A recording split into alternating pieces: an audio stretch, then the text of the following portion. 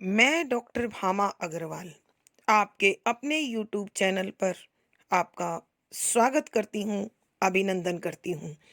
ये बच्चों, आज हम श्रीमती महादेवी वर्मा जी द्वारा रचित संस्मरण प्रणाम का अध्ययन करते हैं। यह उनके संस्मरण संकलन पथ के साथी से लिया गया है। इस संस्मरण के अध्ययन से पूर्व हमें कुछ स्मरणीय बिंदुओं पर विशेष ध्यान देना होगा, जो इस प्रकार हैं। नंबर 1, प्रणाम नामक संस्मरण श्रीमती महादेवी वर्मा जी द्वारा रचित है। नंबर 2, संस्मरण प्रणाम पथ के साथी नामक पुस्तक से लिया गया है। नंबर 3, यह संस्मरण एशिया के प्रथम नोबेल पुरस्कार विजेता गुरुदेव रविंद्रनाथ टैगोर को एक भावपूर्ण श्रद्धांजलि है। नंबर 4, लेखिका का मानना है कि कविंद्र रविंद्र का साहित्य जितना उच्च कोटि का है, उनका व्यक्तित्व भी उतना ही भव्य है। नंबर 5, गुरुदेव का सौम्य चेहरा चांदी से चमकते उजले बालों से घिरा हुआ था। उनकी उजली भ्रिकुटियों में गहरी आंखें और गिरती उठती पलकें मानो हर रहस्य का नापतोल करती हों। सुडौल नासिका मानव होने के गर्व का सूचक हो। उनके होठों पर हमेशा बनी रहने वाली जादुई हंसी सबको अपने आकर्षण में बांध लेती थी तथा अतिथियों से स्नेहिल व्यवहार उन्हें विराट व्यक्तित्व का धनी बनाते हैं। नंबर 6, लेखिका का मानना है कि वे गुरुदेव से 3 बार मिली हैं। नंबर 7, लेखिका अपने अध्ययन काल के समय पहली बार उनसे गद्यात्मक रूप से मिली। नंबर 7, यह मिलन हिमालय क्षेत्र पर स्थित रामगढ़ के पर्वत की ढाल पर कई एकड़ में बने छोटे से बंगले में उनके द्वारा प्रयोग की गई अलमारी की दराजों में रखे कागजों के माध्यम से हुआ। नंबर 9, वे इस बंगले में अपनी बीमार बेटी की देखभाल के लिए रहे थे। उसकी मृत्यु के बाद वे कभी यहाँ वापस नहीं आए। नंबर 10, यह बंगला किसी अंग्रेज ने अपने विश्राम के लिए ले लिया था और उसी ने लेखिका को बड़े शिष्टाचार पूर्वक यह भीतर बाहर से अच्छी तरह दिखाया। नंबर 11, यहाँ अड़ोस पड़ोस से रविंद्र के महामानव होने के गुणों का लेखिका को पहली बार पता चला। नंबर 12, दूसरी बार लेखिका लेखन से जुड़ने के बाद कविंद्र से शांति निकेतन में प्रत्यक्ष रूप से मिली। नंबर 13, इस समय गुरुदेव काली मिट्टी से बनी श्यामली नामक कुटिया में बैठकर सृजन अर्थात लेखन का कार्य कर रहे थे। नंबर 14, तीसरी बार लेखिका ने वृद्ध गुरुदेव को कोलकाता के रंगमंच पर सूत्रधार की भूमिका में देखा। नंबर 15, सूत्रधार की भूमिका गुरुदेव शांति निकेतन के निर्माण के लिए धन संग्रह करने हेतु कर रहे थे। एक महामानव का यह आर्थिक अभाव लेखिका के मन को टीस से भर गया। नंबर 16, गुरुदेव अभाव के प्रभाव से सदैव मुक्त रहकर प्रसन्न चित्त व लक्ष्य पर अडिग रहे। नंबर 17, गुरुदेव की दृष्टि में कोई क्षुद्र, अपवित्र, हीन और त्याज्य नहीं था। वे इनमें भी महामानव गढ़ने की क्षमता रखते थे। नंबर 18, उनका साहित्य अत्यंत व्यापक स्तर पर है। बेशक उनके द्वारा लिए विषयों पर पहले कार्य हो चुका था, मगर ये विषय नवीनता लिए हुए अर्थात नए भाव नई दृष्टि से रचे गए थे। नंबर 19, लेखिका का मानना है कि छायावादी साहित्य का जन्म और विकास उनकी छत्र छाया में हुआ। उनके महाप्रयाण अर्थात मृत्यु के साथ ही छायावाद का समापन हो गया। नंबर 20, कोलकाता से एक परिचित ने लेखिका को गुरुदेव की अस्थियों की थोड़ी सी राख लाकर दी, जिसे पाकर उनकी प्रार्थना में शांति निकेतन सजीव हो गया। नंबर 21, संक्षेप में लेखिका के अनुसार गुरुदेव सौंदर्य प्रेमी, भावुक पिता, मानवतावादी, समाज सेवी, आदर्श राजनीतिज्ञ, शिल्पकार, दार्शनिक आदि से बढ़कर एक सच्चे मानव थे। ये सब विशेषताएं उन्हें महामानव बताती हैं। आइए अब इनके स्मरण के साथ ही हम संस्मरण के पदों की व्याख्या करते हैं। पद संख्या 15, वस्तुतः कविंद्र के व्यक्ति रूप और उनके व्यक्तिगत जीवन का अनुमान मुझे जिन परिस्थितियों में हुआ उन्हें नितांत गद्यात्मक ही कहा जाएगा। प्रसंग, प्रस्तुत पद हमारी हिंदी की पाठ्य पुस्तक संस्मरण में श्रीमती महादेवी वर्मा जी द्वारा रचित प्रणाम नामक संस्मरण से लिया गया है।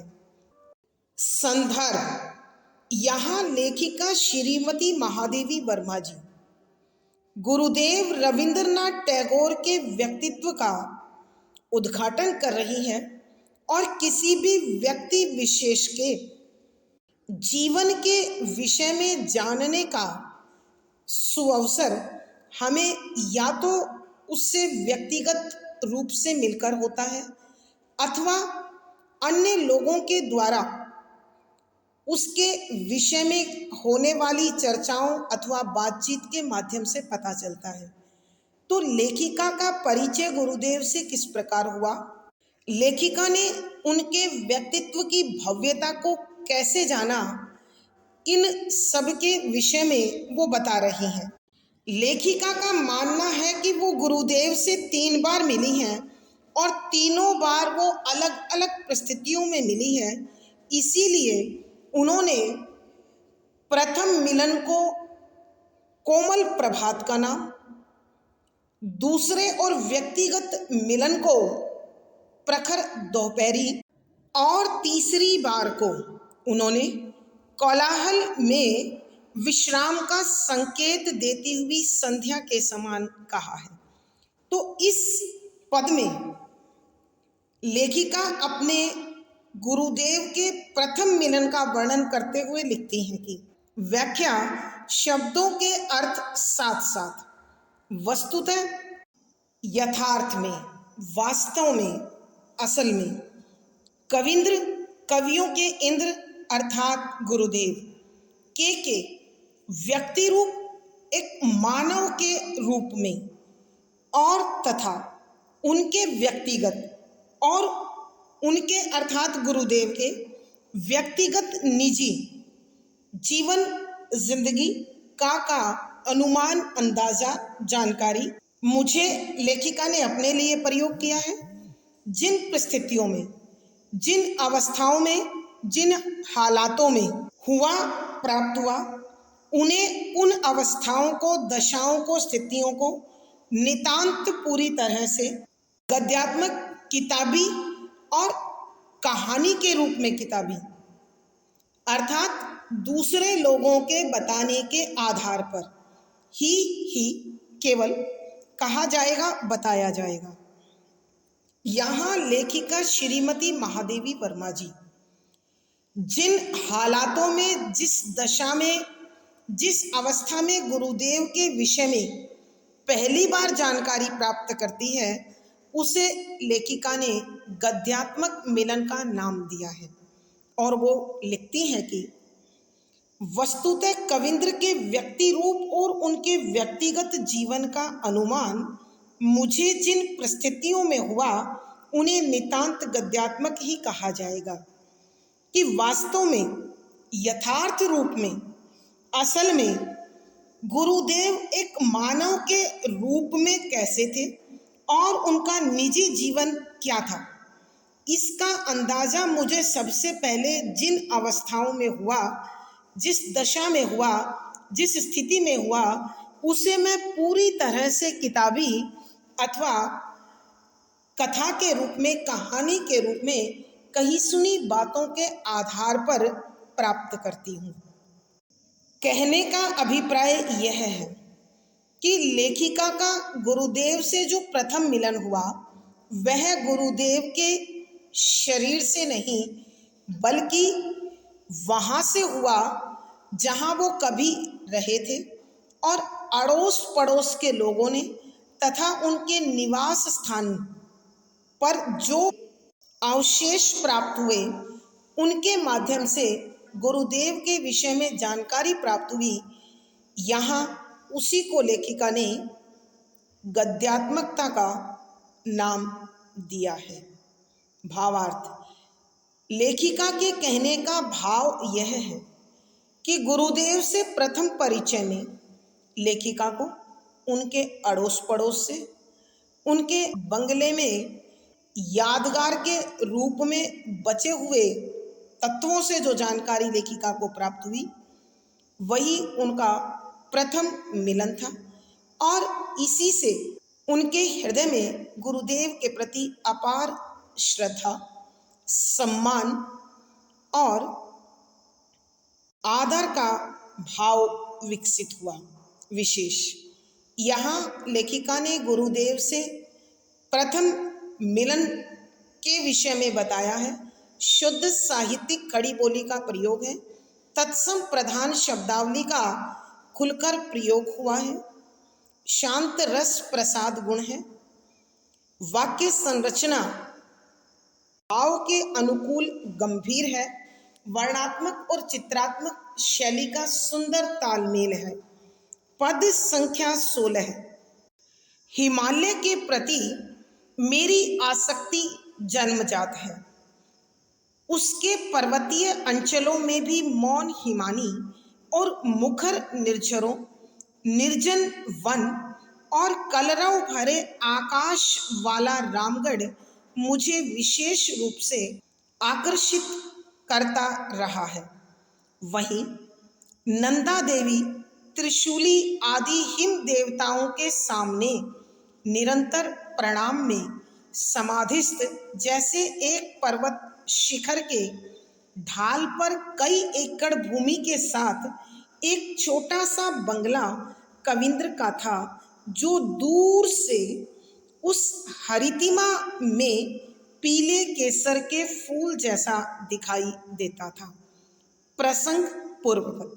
संदर्भ, यहाँ लेखिका श्रीमती महादेवी वर्मा ने गुरुदेव रविंद्रनाथ द्वारा जहाँ रहा गया और जहाँ उन्होंने अपना निवास बनाया उसके प्रति लेखिका अपने भावों को प्रकट कर रही है और वो लिखती है कि व्याख्या शब्दों के अर्थ साथ साथ हिमालय, हिमालय पर्वत के प्रति के लिए मेरी लेखिका ने अपने लिए प्रयोग किया है। आसक्ति, लगाव, मोह, आकर्षण जन्मजात है, जन्म से ही है, आरंभ से ही है कि जब से मैंने होश संभाला है, जब से हिमालय पर्वत मेरे लिए आकर्षण का केंद्र रहा है, मुझे वह हमेशा अच्छा लगता रहा है, उसके प्रति मेरे मन में हमेशा लगाव रहा है। उसके पर्वतीय अंचलों में, पर्वतीय पहाड़ों वाले, उसके अर्थात हिमालय के पर्वतीय पहाड़ों से जुड़े अंचल, भाग, हिस्से, भू क्षेत्र में भी के अंदर भी मौन, शांत, चुप, हिमानी बर्फ का ढेर अथवा बर्फीले पहाड़ और तथा मुखर निर्झरों मुखर मुखरित होते, निकल कर आते, फूट कर निकले हुए, निर्झरों झरनों, निर्जन वन, निर्जन एकांत, पूरी तरह से सुनसान, निर्जन जहाँ कोई व्यक्ति नहीं होता, वन जंगल, और तथा कलरव भरे पक्षियों के शोर से भरा हुआ, कलरव सुंदर आवाज, पक्षियों की चहचहाट, भरे भरा हुआ आकाश आसमान वाला वाला रामगढ़ स्थान विशेष का नाम मुझे लेखिका ने स्वयं खुद के लिए प्रयुक्त किया है, विशेष रूप से, खास तौर से आकर्षित, मोहित करता रहा है। यहाँ लेखिका बता रही हैं कि मुझे हिमालय पर्वत बचपन से ही, आरंभ से ही बहुत पसंद है।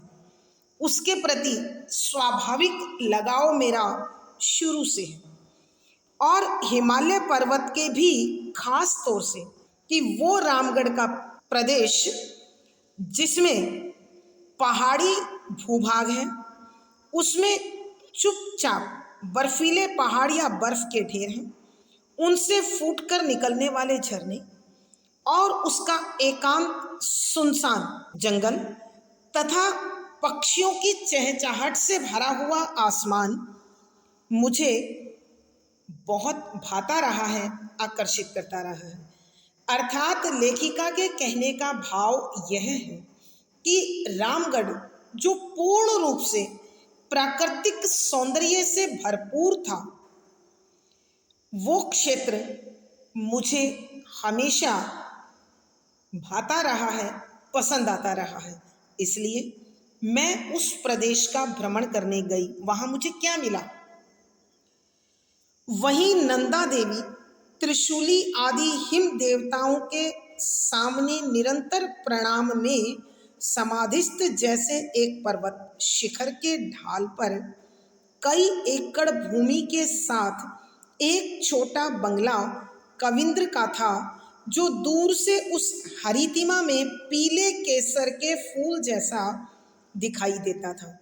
वहीं रामगढ़ में नंदा देवी, त्रिशूली, पहाड़ी देवी देवताओं के नाम, आदि आदि अतिरिक्त हिम देवताओं के सामने, बर्फ के देवताओं के सामने, देवी देवताओं के सामने निरंतर लगातार प्रणाम, झुका हुआ, नमस्कार करता हुआ, अभिवादन करता हुआ में समाधिस्थ, समाधि लगाकर बैठा हुआ, शांत भाव से स्थिर जैसे के समान एक पर्वत शिखर, एक पहाड़ की चोटी के ढाल ढलान पर कई एकड़ भूमि के साथ, कि कई एकड़ भूमि में एक छोटा सा बंगला, कि एक छोटा सा बंगला कविंद्र गुरुदेव रविंद्रनाथ टैगोर ने बना रखा था।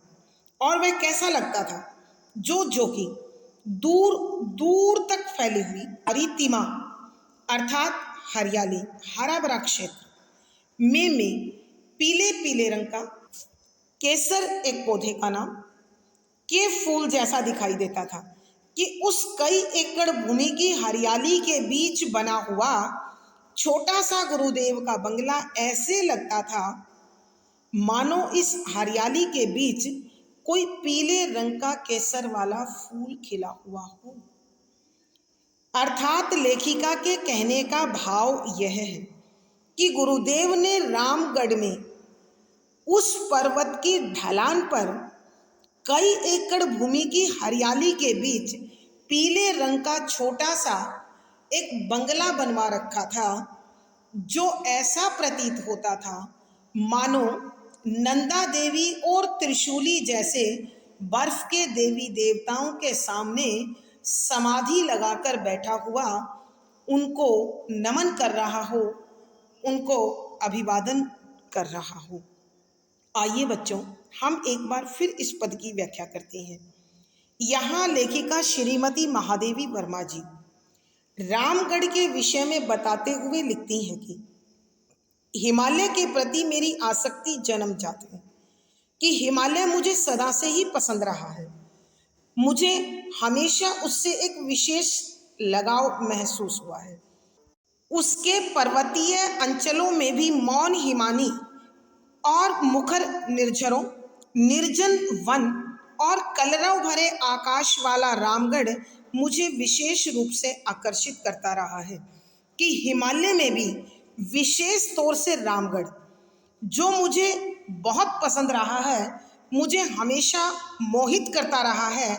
उसकी विशेषता है कि उस पहाड़ी क्षेत्र में शांत बर्फ के ढेर, उनसे फूटकर निकलने वाले झरनों की आवाज, एकांत और सुनसान जंगल तथा पक्षियों की चहचहाहट से भरा हुआ आकाश विशेष तौर से पसंद रहा है। और इन गुणों से भरे रामगढ़ के प्रति मैं हमेशा ही लगाव महसूस करती रही हूँ। इसीलिए मैं रामगढ़ के भ्रमण के लिए गई। वहाँ नंदा देवी, त्रिशूली आदि हिम देवताओं के सामने निरंतर प्रणाम में समाधिस्थ जैसे एक पर्वत शिखर, वहीं नंदा देवी, त्रिशूली आदि हिम देवताओं के सामने निरंतर प्रणाम में समाधिस्थ जैसे एक पर्वत शिखर के ढाल पर कई एकड़ भूमि के साथ एक छोटा बंगला कविंद्र का था, जो दूर से उस हरी तिमा में पीले केसर के फूल जैसा दिखाई देता था।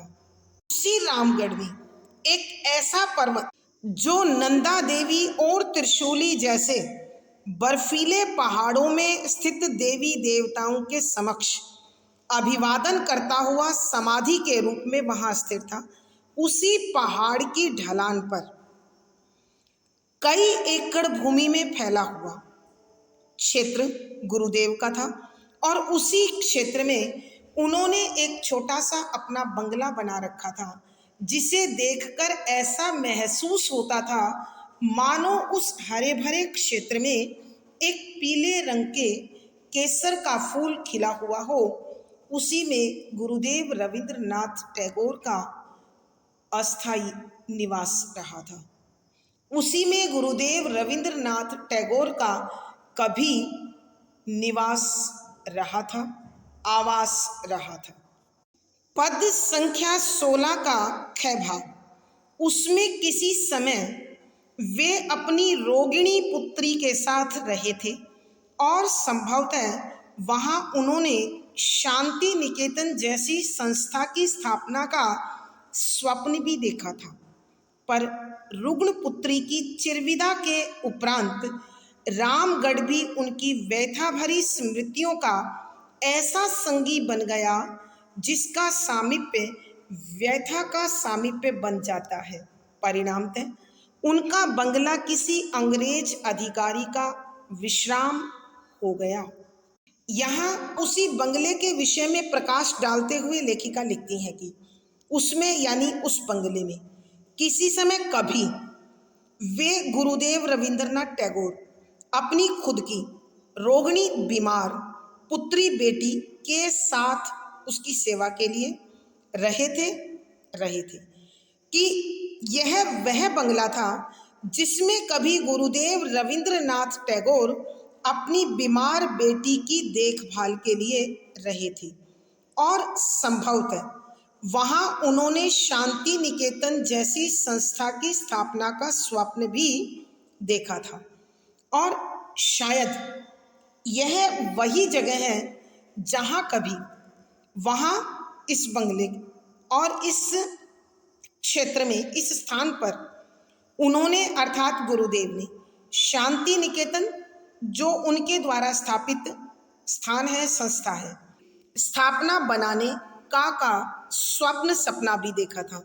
कि लेखिका बता रही हैं शायद यह वही स्थान था जहां कभी गुरुदेव शांति निकेतन जैसी संस्था की स्थापना करना चाहते थे, परंतु रुग्ण बीमार पुत्री बेटी की चिरविदा, हमेशा के लिए विदाई, अर्थात बीमार पुत्री की मृत्यु के उपरांत बाद रामगढ़ का यह क्षेत्र भी उनकी गुरुदेव की व्यथा भरी स्मृतियों दुख भरी यादों का ऐसा इस प्रकार का संगी साथी बन चुका था, जिसका सामीप्य कि जिसकी निकटता उनके लिए व्यथा का सामीप्य बन जाता है, कि दुख का कारण दुख की निकटता बन जाता है। परंतु जब उनकी बीमार पुत्री की मृत्यु हो गई, तो उसकी मृत्यु के बाद यही रामगढ़ उनके लिए अनेक दुख भरी यादों का एक ऐसा प्रतीक बन गया था, एक ऐसा साथी बन गया था कि रामगढ़ में रहना गुरुदेव के लिए दुख के साथ, पीड़ा के साथ रहना बन गया था। कहने का अभिप्राय यह है कि उस बंगले में रह रहकर उन्हें अपनी बीमार बेटी की यादें आती थी, जो उनके अंतर्मन को, जो उनके हृदय को पीड़ा से भर देती थी। इसलिए उन्होंने इसे त्याग दिया। परिणामतः उनका बंगला किसी अंग्रेज अधिकारी का विश्राम हो गया, कि अंततः फलस्वरूप उन्होंने वह बंगला किसी अंग्रेज अधिकारी को आराम करने के लिए दे दिया। आइए बच्चों, हम एक बार फिर इस पूरे पद की व्याख्या करते हैं। यहाँ लेखिका श्रीमती महादेवी वर्मा जी गुरुदेव रविंद्रनाथ टैगोर से जो प्रथम गद्यात्मक मिलन की बात करती है, वो रामगढ़ में उनके बंगले में हुआ, और उसी के विषय में परिचय देते हुए लेखिका लिखती हैं कि हिमालय के प्रति मेरी आसक्ति जन्मजात है, कि मैं आरंभ से ही हिमालय को बहुत पसंद करती रही हूँ। उसके प्रति विशेष लगाव को मैंने अनुभव किया है। उसके पर्वतीय अंचलों में भी मौन हिमानी और मुखर निर्झरों, निर्जन वन और कलरव भरे आकाश वाला रामगढ़ मुझे विशेष रूप से आकर्षित करता रहा है, कि इसी हिमालय के क्षेत्र में बसा हुआ रामगढ़ मुझे अपने इन विशेष गुणों के कारण पसंद आता रहा है, कि रामगढ़ पहाड़ी क्षेत्र में बसा हुआ है, उसमें शांत बर्फ के ढेर हैं, अर्थात बर्फीली पहाड़ियां हैं, और उनमें फूटकर निकलने वाले झरने इसी हिमालय की गोद में बसा हुआ रामगढ़ अपनी प्राकृतिक विशेषताओं के कारण मुझे हमेशा पसंद रहा है। इस पहाड़ी क्षेत्र में शांत बर्फ के ढेर अर्थात बर्फीले पहाड़ और उनसे फूटकर निकलने वाले झरनों के स्वर, एकांत और सुनसान जंगल तथा पक्षियों की चहचहाट से भरा हुआ आसमान मुझे हमेशा पसंद रहा है। वहीं नंदा देवी, त्रिशूली आदि हिम देवताओं के सामने निरंतर प्रणाम में समाधिस्थ जैसे एक पर्वत शिखर, कि इसी रामगढ़ में एक ऐसी पर्वत की चोटी है जो ऐसा लगता है मानो नंदा देवी और त्रिशूली जैसे बर्फीले पहाड़ों में रहने वाले देवी देवताओं के सामने हमेशा समाधि लगाकर प्रणाम की अवस्था में स्थित हो। इसी पर्वत की चोटी की ढलान पर, पर्वत शिखर के ढाल पर कई एकड़ भूमि के साथ एक छोटा सा बंगला कविंद्र का था, जो दूर उस हरितिमा में पीले केसर के फूल जैसा दिखाई देता था।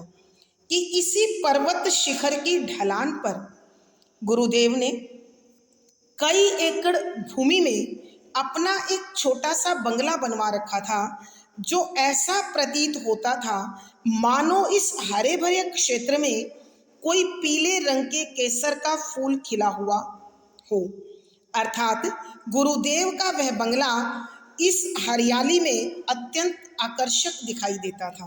भाग 16 का ख भाग, उसमें किसी समय वे अपनी रोगिणी पुत्री के साथ रहे थे, कि इसी बंगले में कभी गुरुदेव अपनी बीमार पुत्री की देखभाल के लिए रहे थे, और संभवतः वहां उन्होंने शांति निकेतन जैसी संस्था की स्थापना का स्वप्न भी देखा था, और शायद इसी स्थान पर उन्होंने कभी शांति निकेतन जैसी संस्था की स्थापना करने के विषय में विचार भी किया था, परंतु बाद में वो उसे स्थापित नहीं कर पाए, क्योंकि पर रुग्ण पुत्री की चिरविदा के उपरांत रामगढ़ भी उनकी व्यथा भरी स्मृतियों का ऐसा संगी बन गया जिसका सामीप्य व्यथा का सामीप्य बन जाता है, कि अपनी बीमार पुत्री की मृत्यु के बाद रामगढ़ उनके लिए दुखों की यादों का एक ऐसा साथ बन चुका था कि रामगढ़ में रहना या रामगढ़ की निकटता अब उनके लिए दुखों की निकटता बन गई थी। अर्थात कहने का भाव यह है कि रामगढ़ के उस बंगले में गुरुदेव को रह रहकर अपनी मृत पुत्री की यादें आती और सताती रहती थी, उनके मन को पीड़ा से भरती रहती थी। परिणामतः उनका बंगला किसी अंग्रेज अधिकारी का विश्राम हो गया और परिणाम यह हुआ, नतीजा यह हुआ कि यह बंगला किसी अंग्रेज अधिकारी को उन्होंने उसे आराम करने के लिए दे दिया। भावार्थ, लेखिका के कहने का भाव यह है कि गुरुदेव का यह बंगला प्राकृतिक वातावरण में अत्यंत आकर्षक था और प्रकृति की गोद में बना हुआ था। संभवतः यदि रामगढ़ के साथ उनकी दुखद पीड़ा भरी यादें ना होती तो यहाँ भी शांति निकेतन की स्थापना अवश्य होती।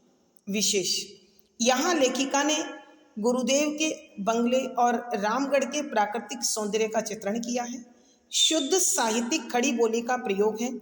तत्सम प्रधान शब्दावली ने आकर्षण पैदा कर दिया है। वाक्य संरचना विषय के अनुसार गंभीर है। शांत रस प्रसाद गुण है। वर्णात्मक और चित्रात्मक शैली का सुंदर तालमेल है। पद संख्या 17। जिस बंगले में मैं ठहरा करती थी उसमें मुझे अचानक एक ऐसी अलमारी मिल गई जो कभी कविंद्र के उपयोग में आ चुकी थी। उसके असाधारण रंग, अनोखी बनावट और वन तुलसी की गंध से सुवासित और बुरुश के फूलों की लाल और जंगली गुलाब की सफ़ेद पंखुड़ियों का पता देने वाली दराजों ने मौन में जो कहा उसे मेरी कल्पना ने रंगीन रेखाओं में बांध लिया। प्रसंग पूर्ववत संदर्भ। यहाँ लेखिका गुरुदेव की उस अलमारी का वर्णन कर रही हैं जो कभी उन्होंने प्रयोग की थी, और वह अलमारी लेखिका और गुरुदेव के प्रथम मिलन और उनके विषय में जानकारी का आधार बन गई। व्याख्या शब्दों के अर्थ साथ साथ। जिस जिस बंगले में मैं अर्थात लेखिका ठहरा करती थी, रामगढ़ आकर रुकती थी, उसमें उसी बंगले में मुझे लेखिका ने अपने लिए अचानक अनायास एकाएक एक दिन ऐसी अलमारी मिल गई कि एक ऐसी अलमारी मुझे दिखाई दी जिसे कभी रविंद्रनाथ टैगोर ने प्रयोग किया था, कि लेखिका श्रीमती महादेवी वर्मा जी उस अलमारी का जिक्र कर रही हैं जो कभी गुरुदेव के द्वारा प्रयुक्त हुई, और यहीं से लेखिका को सर्वप्रथम गुरुदेव के विषय में जानकारी प्राप्त की। उसी की जानकारी देते हुए, उसी का परिचय देते हुए लेखिका लिखती हैं कि मैं रामगढ़ जाकर जिस बंगले में रहती थी वहीं मुझे अचानक एक ऐसी अलमारी प्राप्त हुई जो कभी गुरुदेव रविंद्रनाथ टैगोर ने प्रयोग की थी। उसके असाधारण रंग, उसके अर्थात अलमारी के असाधारण, जो सामान्य नहीं है, कि अलमारी के रंग लोग इस प्रकार के नहीं करवाते हैं। अनोखी बनावट, एक अलग तरीके से बनी हुई, तथा वन तुलसी की गंध, कि वन तुलसी के पौधे की महक से सुवासित अच्छी सुगंध से भरी हुई। बुरुश के फूल की लाल, बुरुश एक विशेष प्रकार की झाड़ी है जो इस पहाड़ी क्षेत्र में होते हैं, जिसे हम लाल बोतल के बुरुश के फूल भी बोल सकते हैं। इस फूल का जो आकार है वृक्ष की भांति होता है, जो एक लंबा सा होता है और लाल लाल उसमें तिनके वाले पंखुड़ियाँ होती हैं, इसलिए उसे लाल वृक्ष का फूल बोलते हैं। जंगली गुलाब की सफ़ेद पंखुड़ियाँ, कि जंगल में उगने वाला सफ़ेद रंग के गुलाब की पंखुड़ी का पता ठिकाना देने वाली, बताने वाली दराज, एक विशेष प्रकार की अलमारी जो खींचकर बाहर निकाली जाती है। में मौन शांत, मैं जो कहा कि चुपचाप उसने जो मुझसे कहा, उसे मेरी कल्पना ने रंगीन रेखाओं में बांध लिया। कि मेरी जो कल्पना गुरुदेव के विषय में थी वो बड़ी आकर्षक हो गई, सुंदर हो गई। यहाँ लेखिका लिखती हैं कि वह अलमारी जो कभी गुरुदेव ने प्रयुक्त की थी, उसका रंग सामान्य अलमारियों के रंग से अलग प्रकार का था, और उस अलमारी की बनावट भी एक विचित्र प्रकार की बनावट थी। उस अलमारी में वन तुलसी की महक फैली हुई थी, और उसमें बुरुश के लाल रंग के फूल, जंगली गुलाब की सफ़ेद पंखुड़ियाँ उसकी दराजों में थी, जिसे देखकर उन्होंने चुपचाप मेरी कल्पना में रंग भर दिए। अर्थात इन सब चीज़ों ने मिलकर गुरुदेव के प्रति मेरी आस्था को, मेरी श्रद्धा को, मेरी भावना को और अधिक खूबसूरत और भावपूर्ण बना दिया। आइए बच्चों, एक बार फिर इस पद की व्याख्या करते हैं। बड़ी सरल व्याख्या है।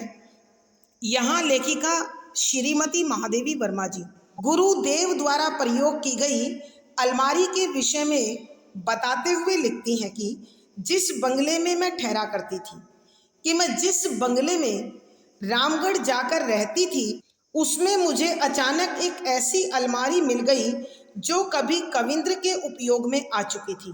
कि उसी बंगले में मुझे एक ऐसी अलमारी प्राप्त हुई जो कभी गुरुदेव के द्वारा प्रयोग की गई थी। उसके असाधारण रंग, अनोखी बनावट तथा वन तुलसी की गंध से सुवासित और बुरुश के फूलों की लाल और जंगली गुलाब की सफ़ेद पंखुड़ियों का पता देने वाली दराजों ने मौन में जो कहा, उससे मेरी कल्पना ने रंगीन रेखाओं में बांध लिया। कि उस अलमारी का रंग सामान्य अलमारी के रंगों से अलग था। उसकी बनावट भी बड़ी विचित्र, अद्भुत थी, और उस अलमारी में वन तुलसी के पौधे की गंध आ रही थी तथा उसकी दराजों में बुरुश के लाल रंग के फूल तथा जंगली गुलाब की सफ़ेद पंखुड़ियाँ मुझे दराजों में प्राप्त हुई, और इन्होंने मुझे चुपचाप जो कहा, उसने मेरी कल्पना को, मेरी भावना को, मेरी श्रद्धा को, मेरी आस्था को बड़े खूबसूरत रंगों से भर दिया।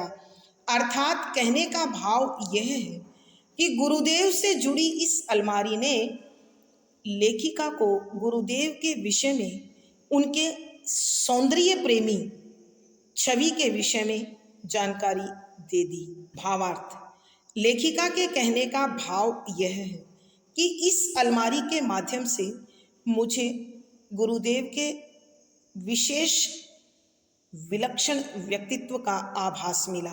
विशेष, यहाँ गुरुदेव द्वारा प्रयोग की गई अलमारी का भावपूर्ण चित्रण है। शुद्ध साहित्यिक खड़ी बोली का प्रयोग है। तत्सम शब्दावली ने भाव सौंदर्य को बढ़ा दिया है। वाक्य संरचना विषय के अनुसार गंभीर है। शांत रस प्रसाद गुण है। वर्णात्मक और चित्रात्मक शैली का बड़ा अद्भुत तालमेल है।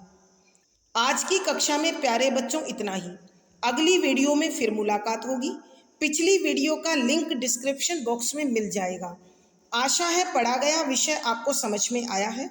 आप अपने भाव व विचार कमेंट बॉक्स में लिखें। वीडियो को लाइक करें, शेयर करें और चैनल सब्सक्राइब करें। आपका दिन और जीवन मंगलमय हो, इसी शुभकामना के साथ आभार, धन्यवाद।